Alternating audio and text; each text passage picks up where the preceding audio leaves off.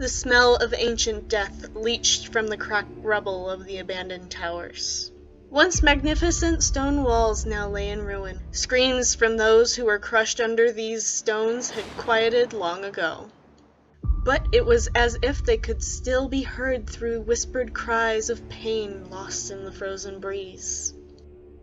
The remaining frost from snow 3 days past blew lightly across the leather-clad boots of our heroes. A party of 5 stood at what used to be a grand entrance. Imposing black iron bars once stood 6 meters tall. They used to close this fortress away from the outside world. Now they lay in a large pile far off to the side with the rest of the outer wall remains. A large blue and yellow lizard sniffed its way over the pile. He stopped, sat up on his hind legs, and called, "Oi, it's over here! I believe it is the one we want." A gruff dwarf huffed and puffed, dragging his heavy armored body over the crest of the hill. He spoke in the quietest of tones, in hopes of not waking the dormant spirits within the stones.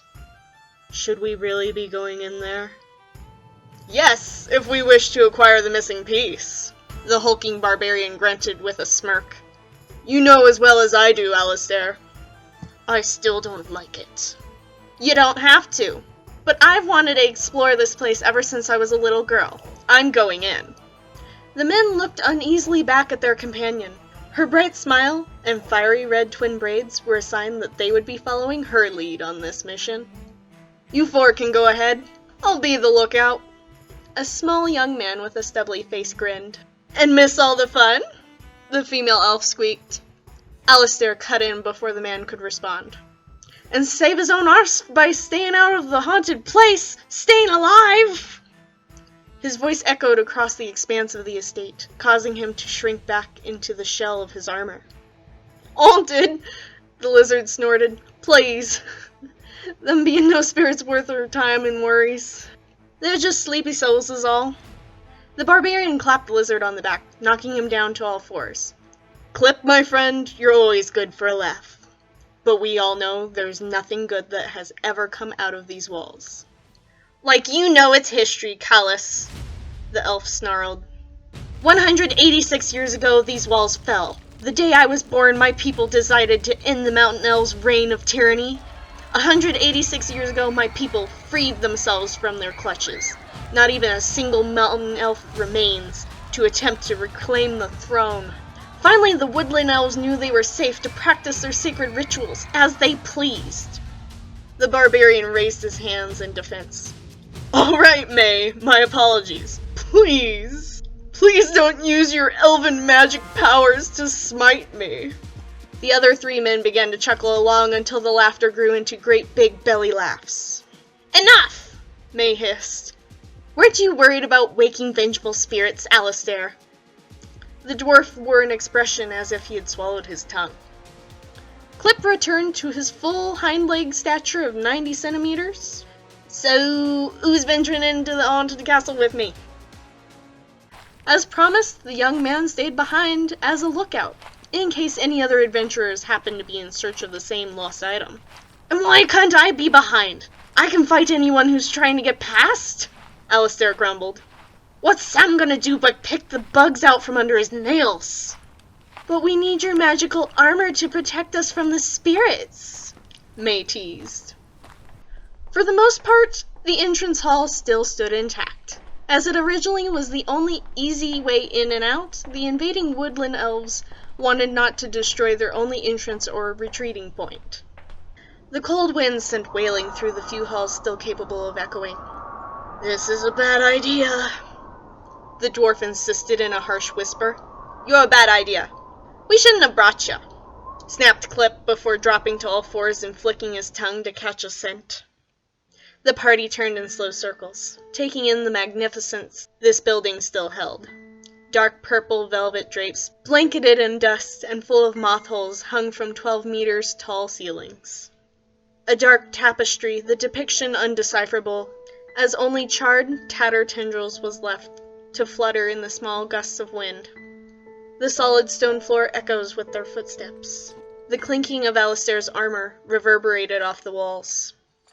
May froze. Her ears twitched. Wait! Did you hear that? Hear what? The barbarian did not seem impressed. Crying, she breathed. As if in trance, May darted down the nearest hall in search of the noise's origin. May, wait! The lizard zipped after her. We can't be splitting up. 'Tis dangerous alone. The barbarian and dwarf looked at each other in worry. Oh, bloody hell! Must she get us in trouble again? Alistair complained before the two rushed after their companions. The party followed May all the way down to the dungeons. Even with her sharp elf hearing, it was a wonder she could hear the soft cries, for the men could barely even hear them once they reached the cells. The elven woman stood staring in awe at a pale, crumpled figure. It was skeletal and heaving with nearly silent sobs. The skin, stretched across its bones, was almost translucent. What is it? Alistair hissed. How is it alive? Kaxz added. It's beautiful, May whispered. She lightly crept toward the shaking form. Excuse me, greetings, being. I am May. Could you please tell me? With a sudden start, the skeletal being sat up, backpedaling on hands and feet with all its might, cornering itself in its cell. A mop of fluffy white hair flitted with its every movement. Its teeth chattered from fear? Cold? Anger? The party could not be sure, but most terrifying were its eyes. They were red, like the rosiness of someone's cheeks on a cold night. It curled into a ball and ducked its head under its arms. The woman swallowed hard before taking a knee on the cold stone. It's all right. I'm not here to hurt you. I'm a friend. She reached out to the creature. Blast! Don't touch it, May! Alistair gasped. We don't know what it is! Kaxz agreed. What it can do? Clip tucked himself behind a barrel. May scanned the being's form, noticing the pink tones of its skin where the shackles fit loosely at its ankles and wrists, rubbing against the pale canvas. The creature's trembling continued, and the sobbing, only audible by its heavy breathing, racked its body. As it moved, May noticed the silver collar tightly clasped around its neck.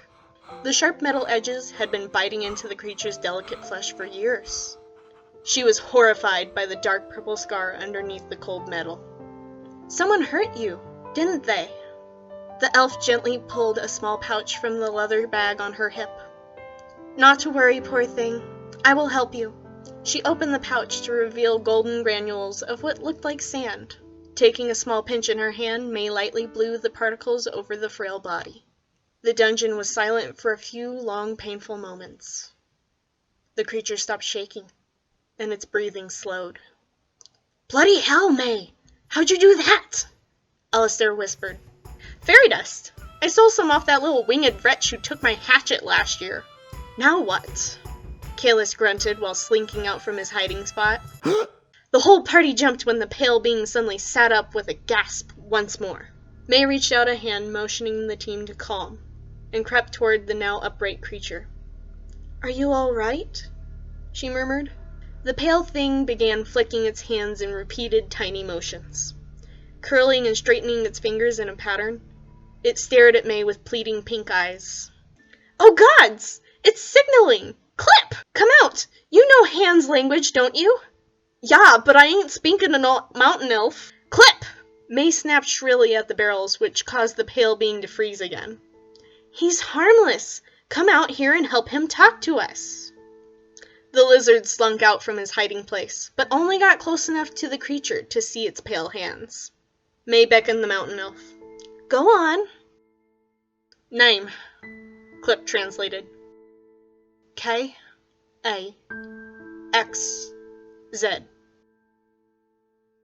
Kaxz, the female elf breathed. The mountain elf nodded furiously and continued flicking its fingers.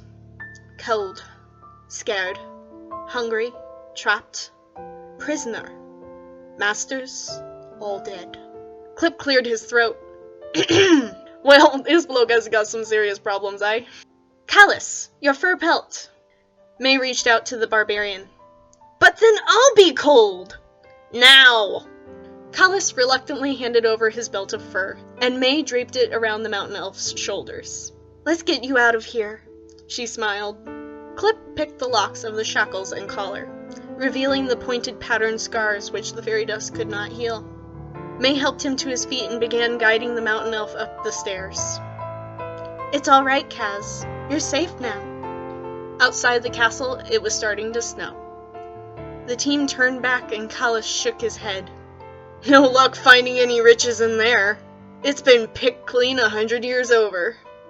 "I think we found something better." May grinned. Clip watched the elves waving hands. "Leaving?" "Yes, Kaxz. We're leaving now. You don't ever have to go back there again." "I free now." The lizard tilted his head. "That one's a statement, not a question." Kaxz smiled and nodded as a joyful cloud of breath escaped his lips and entered the cold air. Free.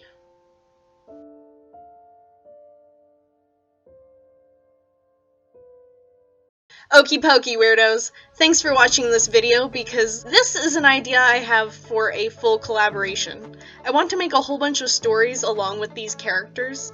So this is a sneak peek at what could become a pretty darn cool series. I'd love to get voice actors and artists to help me create a full, huge collaboration for this world. Especially since I could not quite get Clip's accent right, as well as any of the other characters. So I'd love some help from voice actors who can actually do the accents. Please help me! And I specifically wrote this story for the character Kaxz because he's my original character that I created for going to LARPs. So eventually I'd like you all to be able to see me in costume as Kaxz. No promises on when that will exactly happen, but if you all are interested, please let me know in the comments so that I know to start working on Kax's armor costume sooner. Anywho, I also created this video and put it out early because it's for a school project. Therefore, to appease my teacher, here are my citations for my images, music, and sound effects. Welcome to the madness.